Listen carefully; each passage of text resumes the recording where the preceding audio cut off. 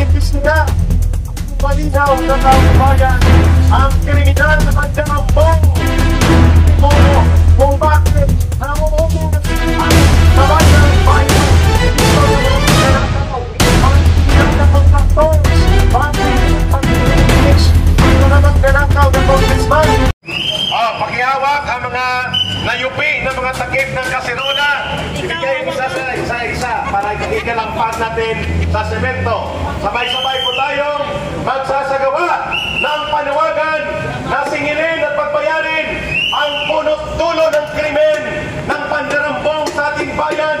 Walang iba kundi si Marcos at si Romualdez. At the countdown of 5 hanggang 0, magsisimula po ang sabayang paglulunsad ng pag-iingay ng sambayan ng Pilipino. 5, 4, 3, 2, 1.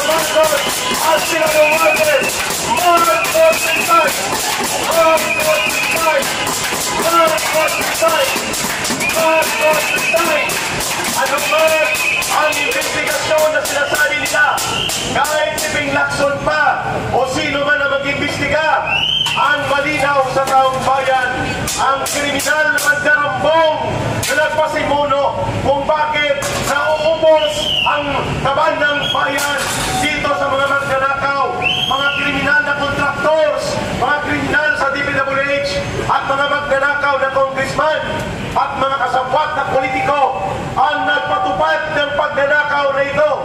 Ang panunumbalik ng pandarambong na ito, walang iba kung hindi si Marcos at si Romualdez.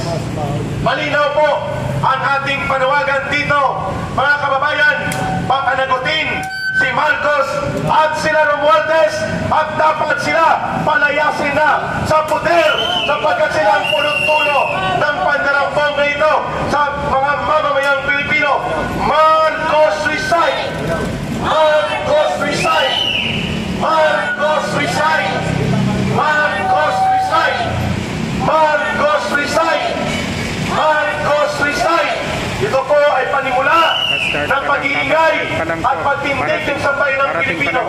Mamaya po alas 5 ng hapon, magbabalik tayo dito sa mas marami pang pagtitipon after ng office hours at ng mga pasukan.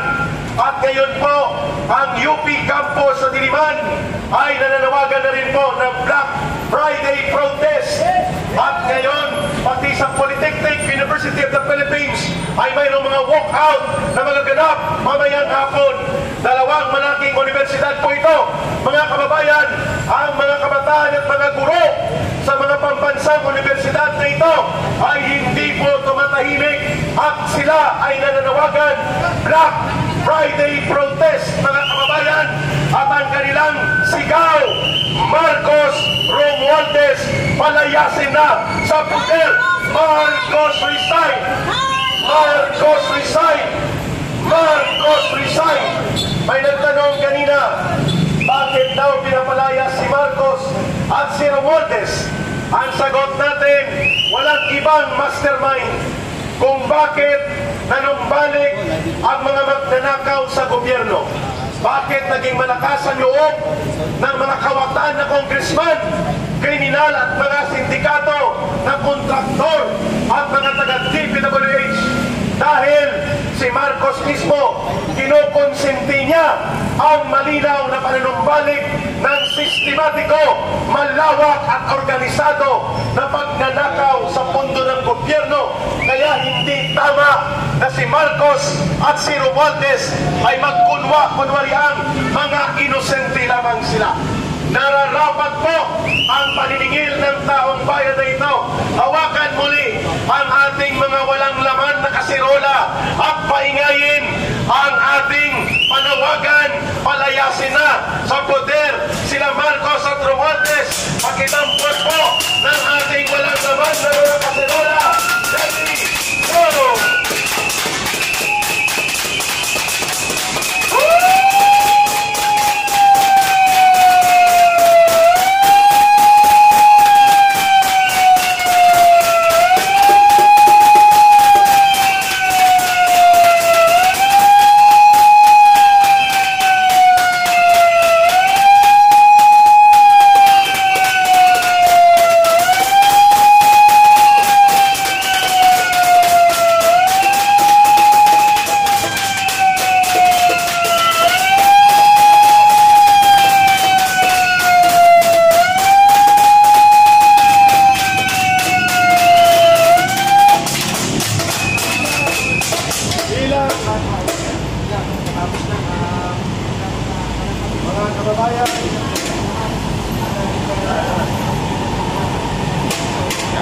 Kakasimula pa lang mga kababayan.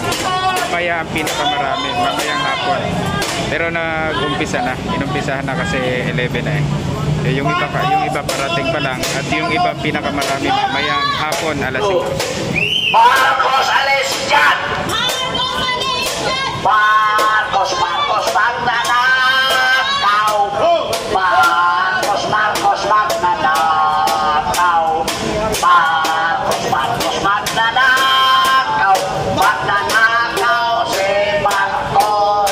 Marcos, umalis ka na dyan! Marcos, di ka kailangan! Marcos, salot ka ng bayan! Umalis ka na dyan! Umalis ka na dyan! Sa panguling bahagi po ng ating unang puwelo ng noise barrage na ito, pakinggan po natin ang boses mula sa kababaihan, mula po sa Muslim Women for Peace and Solidarity, si Ma'am Zaira.